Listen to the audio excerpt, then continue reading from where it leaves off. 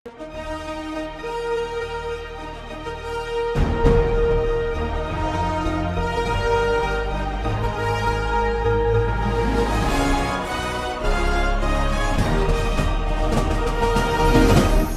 பார்த்து கொண்டிருப்பது உங்கள் ஜாஷ்வா டிவி. சகல ஜனங்களுக்கும் நற்செய்தி.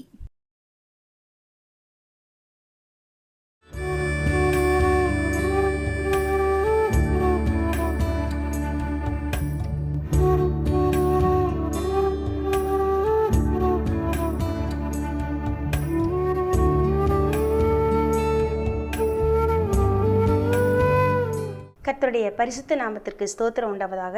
இந்த நாளிலும் மீண்டும் உங்களை காண்பதில் மகிழ்ச்சி அடைகிறேன். தியானத்திற்கு முன்பாக நாம் தலைகளை தாழ்த்தி ஜெபம் பண்ணுவோம். அதிகாலைவும் பாதம் நான் தேடவும், அன்பேவும் கிருபைகள் என்னைச் சூழவும். அதிகாலைவும் பாதம் நான் தேடவும், அன்பேவும் கிருபைகள் என்னைச் சூழவும். சாயல் என என்றும் நிறைவாக்கவும், சாயல் என என்றும் நிறைவாக்கவும். அன்பேவும் வரம் தாருமே, என் அன்பேவும் வரம் தாருமே. உம்மோடு உறவாடவும் அன்பில் மகிழ்ந்தாட என் தேவா வரம் தாருமே, என் தேவா வரம் தாருமே. நன்றி தகப்பனே, நன்றியோடு துதிக்கிறோம். இந்த நாளிலும் கூட தகப்பனே, நீர் எங்களுக்கு கற்றுத்தாங்க. கற்றுத்தந்ததின்படி வாழ எங்களுக்கு கிருபை செய்யுங்க. எங்கள் தியானம் உடைய சமூகத்தில் பிரீதியாக இருப்பதாக இயேசுவின் நாமத்தினாலே பிதாவே, ஆமேன். இந்த நாளிலும் நாம் தியானிக்கும்படி தெரிந்து கொண்ட வேத வசனம் நீதிமொழிகளின் புத்தகம் 14வது அதிகாரம் 12வது வசனம். நீதிமொழிகள் 14:12. மனுஷனுக்கு செம்மையாய் தோன்றுகிற வழி உண்டு, அதின் முடிவோ மரண வழிகள்.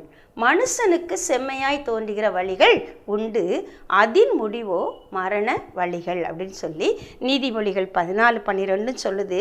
நீதிமொழிகள் 16:25 நீதிமொழிகளை எழுதினவர் சொல்கிறாரு. பாருங்கள், மனுஷனுக்கு செம்மையாய் தோன்றுகிற வழிகள் உண்டு.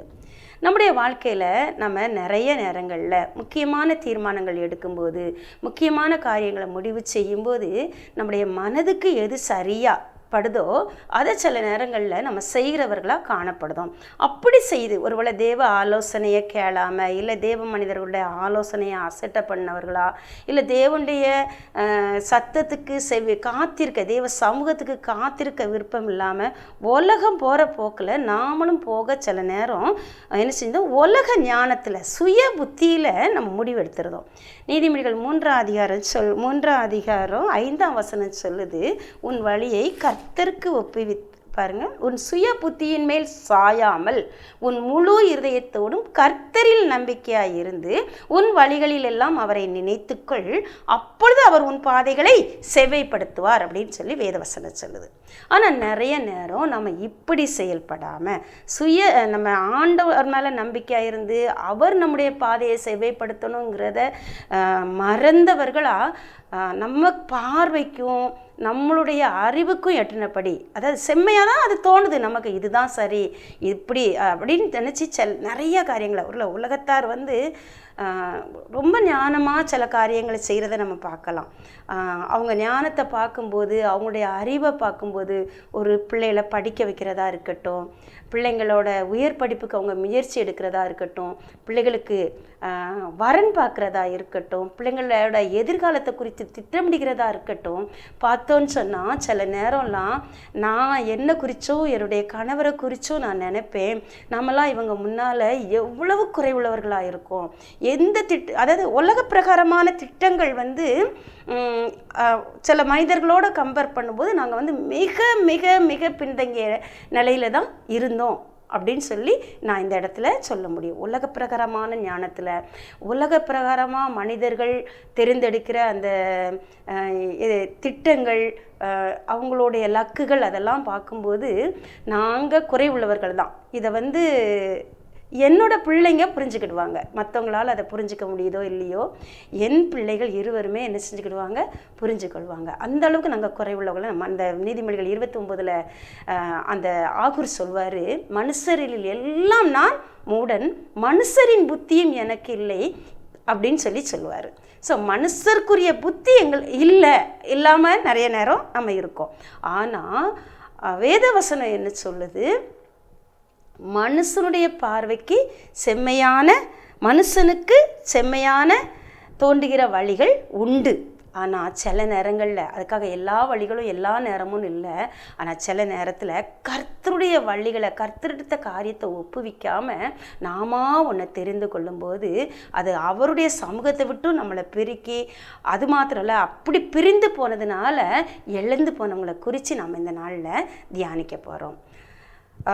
நமக்கு எல்லாருக்குமே தெரியும், ஆதியாகமம் 1 அதிகாரத்தில் ஆதியாகமம் 4 அதிகாரம் 14 வசனம் சொல்லுது, காயினை குறித்து சொல்லுது.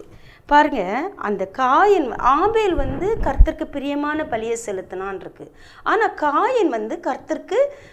காயின் செலுத்தின பலியை கர்த்தரால் அங்கீகரிக்க முடியலை. ஏன் அப்படின்னு சொன்னால், பின்னாடி அந்த 1 யோவான் 3:12 யூதா 1:10 காயினை குறித்து போடப்பட்டிருக்கு, காயின் பொல்லாங்கனாக இருந்தான் அப்படின்னு போடப்பட்டிருக்கு. ஸோ அவன் கர்த்தருடைய சமூகத்துக்கு முக்கியத்துவம் கொடுக்காம பொல்லாங்குக்கு கொடுக்குறவனா அவன் தன்னுடைய வாழ்க்கையில் காணப்பட்டான். அவனுடைய வழிகள் தேவனுடைய பார்வையில் பொல்லாததாக காணப்பட்டதுனால அவனுடைய காணிக்கையை கர்த்தரால் அங்கீகரிக்க முடியாமல் இருந்தது. ஸோ அது நிமித்தம் வந்த காரியங்களை நமக்கு தெரியும். அது நிமித்தம் அவன் முதல்ல பொல்லாங்கு செய்கிறவனாக காணப்பட்டான். பொல்லாங்குனால தன்னுடைய சகோதரனை கொலை செய்கிறவனாக மாறினான். பொறாமையினால் நிறைந்தான், கசப்புனால் நிறைந்தான். அவங்க 2 பேரும் வயல்வெளியில் பேசி கொண்டிருந்த போதுன்னு சொல்லும்போது, அப்போ வஞ்சகமாக என்ன செஞ்சிட்டான், ஆபேலை ஏமாற்றி கொலையும் பண்ணிட்டான். கொலை பண்ண பிறகு பாருங்க, ஆண்டவர் அவனை பார்த்து பேசும்போது ஆண்டவர்கிட்ட கூட உண்மை அவன் என்ன செய்யலை, சொல்லலை. அப்போ ஒருவேளை அந்த நேரம் கூட நான் என்னுடைய வேகத்தில் என் சகோதரனை கொன்னுட்டேன் ஆண்டவரே, தப்பு பண்ணிட்டேனேன்னு கூட அவன் என்ன செய்யலை, அங்கலாய்க்கல. என் சகோதரனுக்கு நான் காவலாளியா அப்படின்னு சொல்லி ஆண்டவர்கிட்ட எதிர்த்து பேசுகிறவனா காணப்பட்டான். அவனுக்கு அந்த உடனே ஆண்டவர் என்ன செய்கிறாரு, அவனை குறித்து சில காரியங்களை சொல்லும்போது 14 அதிகாரம் 14வது வசனத்தில் அவர் சொல்கிறாரு, நான் உமது சமூகத்துக்கு விலகி மறைந்து பூமியில் நிலைவுகற்று அலைகிறவனாய் இருப்பேன். அப்போ கூட ஆண்டவருடைய சமூகத்தில் தன்னை தாழ்த்தி ஆண்டவர்கிட்ட நான் செஞ்சது தவறுங்கிறத ஒத்துக்க அவனுக்கு மனசு இல்லை. நான் உங்கள் சந்நிதியை விட்டு விலகி, சமூகத்துக்கு விலகி மறைந்து எங்கேயாவது ஓடி போகிறேன்னு தான் சொல்கிறான். நான் என்னால் என்ன செய்ய முடியாது, இந்த இடத்துல வசிக்க முடியாது, வாழ முடியாது, ஆண்டவருடைய சமூகத்தில் என்னால் வாழ முடியாது அப்படின்னு சொல்லி அவன் அந்த இடத்துல அறிக்கை பண்ணிட்டு, நான் விலகி இந்த சமூகத்தை ஓடி போகிறேன், ஆனால் நீர் என்ன செய்யணும், யாரும் என்னை கொன்று போடாதபடிக்கு நீர் எனக்கு ஒரு அடையாளத்தை தாருன்னு சொல்லி கேட்டான். அப்போ ஆண்டவரும் என்ன செய்கிறாரு, அவனுக்கு ஒரு அடையாளத்தை போட்டு அனுப்புகிறாரு. ஆனால் இவனா விரும்பி என்ன செஞ்சிட்டான், அந்த ஏதேனுக்கு வெளியே வந்தான். ஆனாலும் கர்த்தருடைய நிழல் அவனுடைய தாய் தகப்பனை சகோதரனெல்லாம் பாதுகாட்டு வந்துச்சு.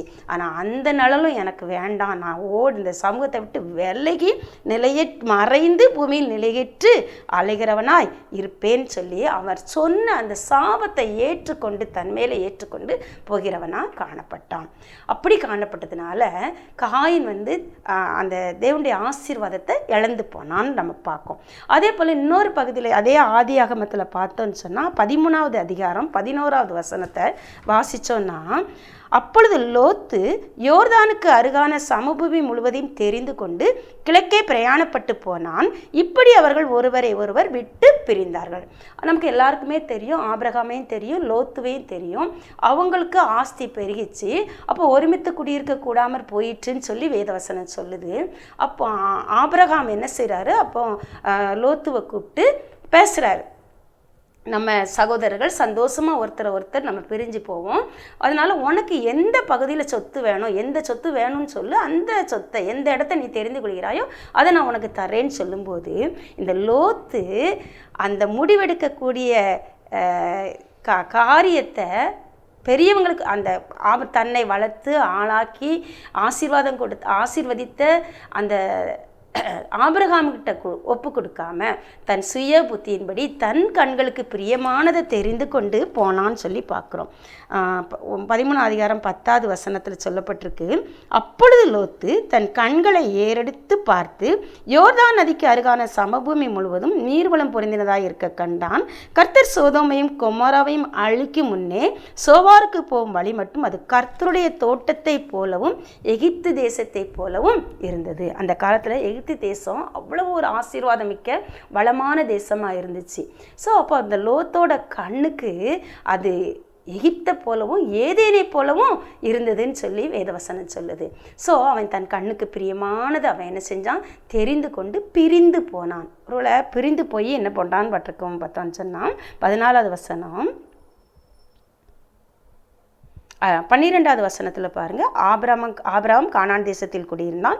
லோத்து அந்த யோர்தானுக்கு அருகான சமபூமியில் உள்ள பட்டணங்களில் வாசம் பண்ணி சோதோமுக்கு நேரே கூடாரம் போட்டான். உள்ள ஆபிரகாம் இருக்க திசையை விட்டு கூட அவன் என்ன செஞ்ச, திசையை விட்டு கூட பிரிஞ்சு வாசலை அதுக்கு அங்கே பார்த்து கூட வைக்கல, சோதோமுக்கு நேரே கூடாரம் போட்டு சோதோமோட மக்களை சோதோமோட பண்பாட்டை கற்றுக்கொள்கிற ஒரு மனிதனாக மாறிப்போனான். இப்படி பிரிந்து போனதுனால பின்னாட்களில் அந்த சோதோம் கொமரா அழிக்கப்பட்டு போச்சு. அந்த லோத்துவோட குடும்பமும் மிக பரிதாபமான நிலைக்கு தள்ளப்பட்டது அப்படிங்கிறத நம்ம பார்ப்போம். அதனால தான் மனுஷனுக்கு செமையாய் தோன்றுகிற வழிகள் உண்டு. பாருங்கள், ஆபிரகாமோட இருந்தால் அது கர்த்தருடைய சமூகத்தில் இருக்க மாதிரி. ஆனால் இவன் காயினுடைய வழியை தெரிந்து கொண்டு அந்த ஆபிரகாமை விட்டு பிரிந்து தன் கண்களுக்கு பிரியமானதையும் அவன் தெரிந்து கொண்டான். அந்த ஆபிரகாம் இருக்கிற தேசத்தை பார்த்து கூட, திசையை பார்த்து கூட கூடாரத்தை போடாமல் சோதமை பார்த்து எது பார்வைக்கு இன்பமாக இருந்ததோ, எது தன்னுடைய மனதுக்கு இன்பமானதா மாம்சத்துக்கு இன்பமானதா தெரியப்பட்டதோ அதை நோக்கி தன்னுடைய கூடாரத்தை போட்டதுனால அவன் குடும்பமும் என்ன செஞ்சிருச்சு, கெட்டு போச்சு. அவனுடைய எதிர்காலமும் வீணா போச்சு. அவன் எந்த காரியத்தை தெரிந்து கொண்டானோ அந்த இடமும் அழிந்து ஒன்றும் இல்லாமல் போயிடுச்சு.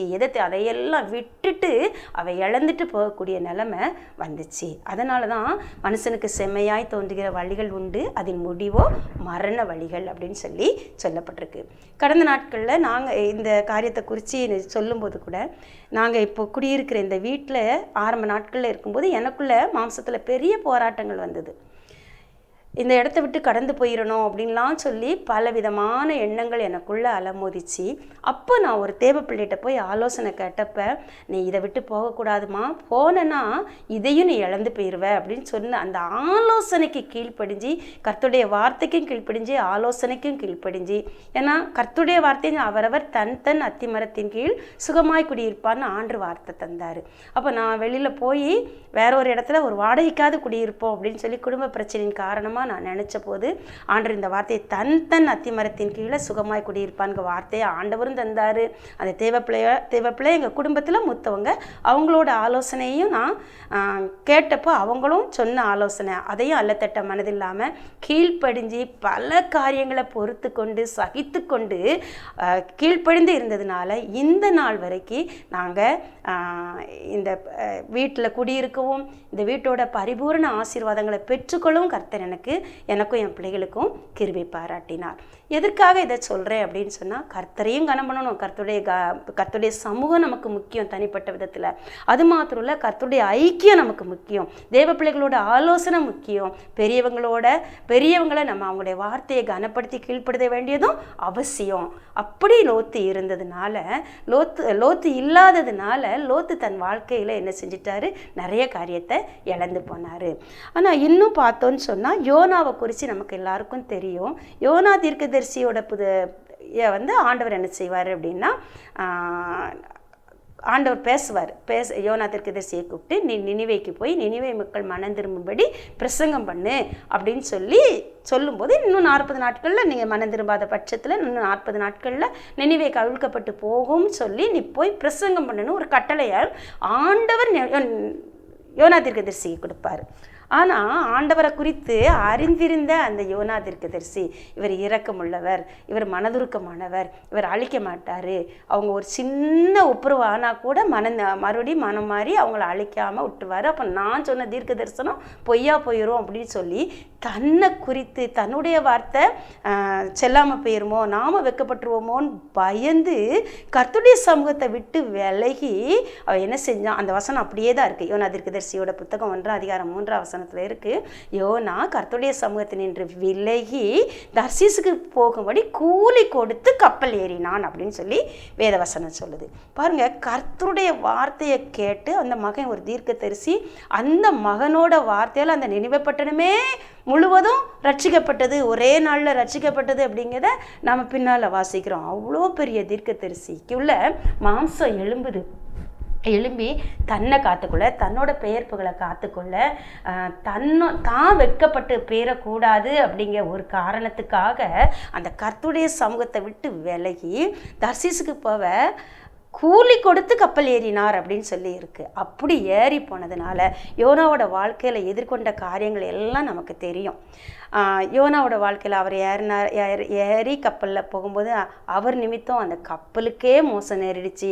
அவனோடு பிரயாணப்பட்டவங்க கஷ்டப்பட்டாங்க. அந்த கப்பலில் பொருள் இழப்பு வந்துச்சு, நஷ்டம் வந்துச்சு, மிகப்பெரிய பாதிப்பு காணப்பட்டுச்சு. அவனால் மீன் கஷ்டப்பட்டுச்சு.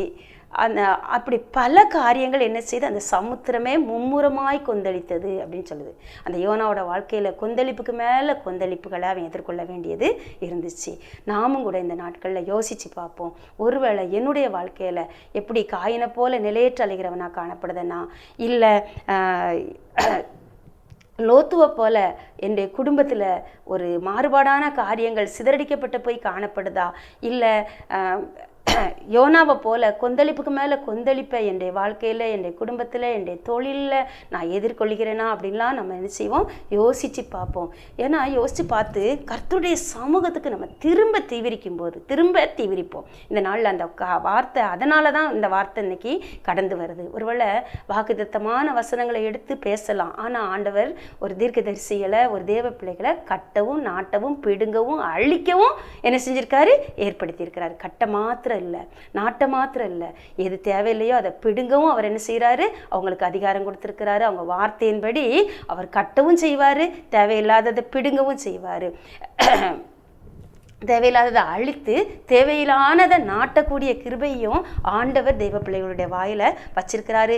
என்ன கர்த்தர் அப்படி அழைத்திருக்கிறாருங்கிறத நான் விசுவாசிக்கிறேன். கட்ட மாத்திரம் இல்லை, நாட்டை மாத்திரம் இல்லை, பிடுங்கவும் அழிக்கவும் ஆண்டவர் என்ன செஞ்சிருக்காரு, அதுவும் தெய்வ பிள்ளைகளுடைய நன்மைக்கு எதுவாகவே, விசுவாசிகளுக்குரிய நன்மைகளுக்கு எதுவாகவே கர்த்தர் தம்முடைய வார்த்தையை பயன்படுத்துகிறாரு. அவர் தம்முடைய வார்த்தையை என்னுடைய நாவில் அருளி தம்முடைய கரத்தினால் என்னை மறைத்து கொண்டிருக்கிறாருங்கிறத நான் விசுவாசிக்கிறேன்.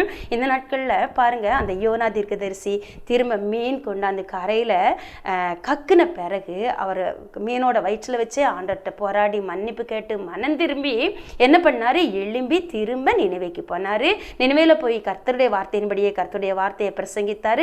அந்த இடத்துல கர்த்தருடைய கிரிய பலமாக நடப்பிக்கப்பட்டதுனால மொத்த தேசமும் மனம் திரும்பியது. அந்த தேசம் முழுவதும் ரட்சிப்புக்குள்ளாக கடந்து வந்தது. ஒருவேளை அதை தீர்க்கதரிசியால் ஏற்றுக்கொள்ள முடிந்ததோ இல்லையோ, தேவனுடைய சித்தம் அங்கே செய்து முடிக்கப்பட்டது. மிகப்பெரிய அற்புதம், ஆச்சரியம் அந்த இடத்துல ஆண்டவருடைய ராஜ்யத்தில் நடந்தது. அதே போல் நம்மை கொண்டும் ஆண்டவர் ஒருவேளை நம்ம விரும்பாத காரியத்தை ஆண்டு செய்ய சொன்னாலும் அதற்காக நம்ம ஆண்டுடைய சமூகத்தை விட்டு விலகி ஓடுகிறவர்களா இல்லை, ஆண்டுடைய கிருபையினால் அவருடனே நிழலிலே அவருடைய அக்னி ஸ்தம்பமும் அவருடைய மேகஸ்தம்பமும் நம்மை நடத்தும் போது நம்மை அர்ப்பணித்து அந்த நினைவைக்கு நேரம் ஆண்டு எந்த நினைவைக்கு போச்சன்னாரோ, ஒருவேளை ஒவ்வொருவரும் ஆண்டு ஒவ்வொரு பாதையில் நடத்தலாம். நமக்கு நியமிக்கப்பட்ட நினைவைக்கு நேர நம்ம சந்தோஷத்தோட, அது நமக்கு துக்கம். யோனாவுக்கு பிடிக்கவே இல்லை, பிடிக்காததுனால அவர் விலகி போனார். ஆனால் நாம் பிடிக்காட்டாலும் இயேசு கிறிஸ்துக்கு சிலுவைக்கு போக அந்த பாத்திரம் என்னை விட்டு நீங்கள் குடும்பம்னா நீங்கட்டும் இன்னும் ஜெபம் பண்ணார். ஆனாலும் என்னுடைய சித்தத்தின்படியெல்லாம் உம்முடைய சித்தத்தின்படின்னு சொல்லி சித்தத்துக்கு அர்ப்பணித்து அவருடைய சமூகத்தின் நிழலில் தன்னை மறைத்து கொண்டதுனால ஆண்டவர் அந்த சிலுவையை சகிக்கக்கூடிய கிருபையும் கொடுத்தாரு. அந்த சிலுவையை ஜெயித்து வெற்றி சேர்க்கக்கூடிய கிருபை கிருபையும் கொடுத்தாரு. அதே கிருபையை ஆண்டு நம்முடைய வாழ்க்கையில், யோனாவோட வாழ்க்கையில் எப்படி யோனாவை கொண்டு ஒரு பெரிய ரட்சிப்பை அதே நினைவைக்கு கொடுத்தாரோ, அதே போல் நம்மை கொண்டும் நம்ம கடந்து போகிற பாதையில், கடந்து போகிற இடங்களில் மிகப்பெரிய ரட்சிப்பை ஆண்டவர் கொடுத்து வழி நடத்துகிறவரால் காணப்படுவார். இன்னும் ஒரு காரியத்தை குறித்து சொல்லி இந்த செய்தியை முடிக்க விரும்புகிறேன். ரூத்தின் புத்தகம் 1ஆம் அதிகாரத்தில் 1ஆம் வசனத்தை பார்த்தோம்னா, ரூத்தோட கணவன் என்ன பண்ணுறாரு, பெத்லெஹேமில் பஞ்சம் வந்ததுனால அவர் பிழைப்புக்காக மோவாப் தேசத்துக்கு தன்னோட குடும்பத்தை அழைத்து கொண்டு போனார்னு சொல்லி பார்ப்போம். ஒருவேளை நம்ம நகோமியை குறித்து அதிகமாக தியானிக்கிறோம், ரூத்தை குறித்து அதிகமாக தியானித்ததுனால நகோமி தான் தவறு செஞ்சுருப்பாங்களோன்னு கூட நான் நினச்சிட்டு தான் இன்றைக்கி என்ன செஞ்சேன், எடுத்து பார்த்தேன். ஒருவேளை நகோமியால் நகோமி தன்னுடைய கணவனுக்கு கீழ்ப்படிந்து பிள்ளைகளை அழைத்து கொண்டு மோவாப் தேசத்துக்கு ஒருவேளை அந்த நேரம் பஞ்சம் பிழைக்கிறதுக்காக அவங்க போனாங்க. ஆனால் போகாத மக்களும் பெத்லெஹேம் தேசத்தில் இருந்தாங்கங்கிறதையும் பார்க்கும். பட் ஒவ்வொருடைய குடும்ப சூழ்நிலைகள் எப்படி இருந்தது நமக்கு தெரியாது. ஆனால் அவங்க பெத்லெஹேம்ங்கிறது தேவனுடைய வீடு, ஆனால் மோவாபுங்கிறது தேவனுக்கு பிரியமில்லாத ஒரு இடம். அந்த இடத்துக்கு உலக பிரகாரமான வாழ்க்கையை கட்டமைக்கிறதுக்காக அவங்க அங்கே போனாங்க. போயிட்டு அதுக்கு அடுத்த வசனம் சொல்லுது, அங்கேயே இருந்து விட்டார்கள். ஒருவேளை அவங்க கொஞ்ச காலம் இருந்து தன்னை பேணி அவங்க திரும்பி வந்திருந்தா கூட அவ்வளோ பெரிய அழிவு அந்த குடும்பத்தில் வந்திருக்குமான்னு தெரியலை. ஆனால் அங்கேயே 2வது வசனம் சொல்லுது, அங்கேயே இருந்து விட்டார்கள் அப்படின்னு சொல்லி. சரி, மோவாபே தஞ்சோன்னு என்ன செஞ்சிட்டாங்க, இருந்துட்டாங்க. இது நம்ம பிழைக்க வந்த இடம்னு நினைக்கல. அந்த இடத்த விட்டு திரும்பி தன்னுடைய சொந்த தேசத்துக்கு போகணுங்கிற நினைவு கூட இல்லாமல் கர்த்தருடைய சமூகத்தை சுத்தமாக மறந்தவர்களாக அவங்க அந்த இடத்துல நகோமியோட கணவர், நகோமியோட பிள்ளைகள்லாம் தங்களுக்கு ஒரு குடும்பத்தை ஏற்படுத்தி அங்கே இருந்துட்டாங்க. ஆனால் நகோமிக்குள்ள கர்த்தர் இருந்ததுனால, கர்த்தருடைய கிருபை இருந்ததுனால அந்த இடத்துல அவள் தன்னையும் காத்து கொண்டு தன்னுடைய மருமக்கமாரையும் என்ன செஞ்சா அந்த ஆயத்தப்படுத்தி இருந்தாங்கதை நம்ம பார்க்கோம். அங்கே இருக்கும்போது அவளுக்கு கணவர் அழிந்து போனார், பிள்ளைகள் அழிந்து, மிகப்பெரிய ஒரு அழிவு நகோமியோட காரியத்தை பார்த்தோன்னா. அப்போ அவங்க தன்னுடைய பார்வைக்கு செம்மையானதை தெரிந்து கொண்டு போனதுனால, தேவ சமூகத்தை விட்டு விலகி போனதுனால நகோமியோட குடும்பத்தில் மிகப்பெரிய இழப்புகள் வந்துச்சு. ஆனால் ஒரு குறிப்பிட்ட நாளில் பெத்லெஹேமை குறித்த நினைவு வந்து, பெத்லெஹேமை குறித்து கேள்விப்பட்டு பெத்லெஹேமை குறித்து விசாரித்த நகோமி எழுந்து தன் மருமக்களோடு தன்னுடைய தேசத்துக்கு போக புறப்பட்ட போது அவளுடைய சுக வாழ்வு துளிர்த்தது. திரும்ப நமக்கு தெரியும், ரூத் புத்தகத்தில் நகோமி எந்த நிலைமையில பெத்லெஹேமுக்கு வந்தாங்க. ஆனால் ரூத்தோட புத்தகத்தோட நிறைவு பகுதியில் அவங்க எந்த அளவுக்கு மீண்டுமா ஆசீர்வாதத்தை சுதந்திரித்து கொண்டாங்க அப்படின்னு சொல்லி அந்த தன்னோட பேருக்குள்ள அர்த்தத்தையே இழந்து போனவங்களா, இனிமையே இழந்து போனவங்களா காணப்பட்ட அந்த நகோமி இப்பொழுது மீண்டுமாய் அந்த இனிமையை, மதுரத்தை பெற்று கொண்டவங்களா இருந்தாங்க. நாமும் கூட இந்த நாட்களில் உள்ள என்னுடைய வாழ்க்கையில் கசப்புகளை கடந்து வந்துக்கிட்டு இருக்கலாம், இழப்புகளை வந்துக்கிட்டு இருக்கலாம், நஷ்டத்தில் நம்ம நடந்து வந்துக்கிட்டு இருக்கலாம். ஆண்டவரே, இதெல்லாம் ஏன்னு சொல்லி இந்த நாளில் நீங்கள் கேள்வியோடு இந்த இடத்துல இருக்கலாம். ஆண்டவர் இந்த நாளில் உங்களை பார்த்து தான் சொல்கிறாரு, மீண்டுமா தேவ சமூகத்துக்கு திரும்பி வா. எப்படி யோனா திரும்பி வந்து தேவ வார்த்தைக்கு கீழ்ப்படிந்து நடந்தாரோ, நகோமி திரும்பி வந்து தேவ ஆசீர்வாதத்தை பெற்றுக்கொண்டாரோ, அதே போல் நீங்களும் திரும்பி வரும்போது அந்த சமூகத்தை விட்டு விலகி போனவங்க, உங்கள் சுய புத்தியில் விலகி போனவங்க, இந்த நாளில் தேவனுடைய சத்தம் உங்களை பார்த்து கடந்து வருது. திரும்பி நீங்கள் தேசத்துக்கு வாங்க, தேவ சமூகத்துக்கு வாங்க, கர்த்தருடைய தேவ ஆசீர்வாதத்தை நீங்கள் பெற்றுக்கொள்ளுங்கன்னு சொல்லி ஆவியானவர் உங்களை அன்போடு அழைக்கிறார். இந்த நாள் அந்த கிருபை உங்களுக்கு உண்டாவதாக. இயேசுவின் நாமத்தினாலே ஆமென்.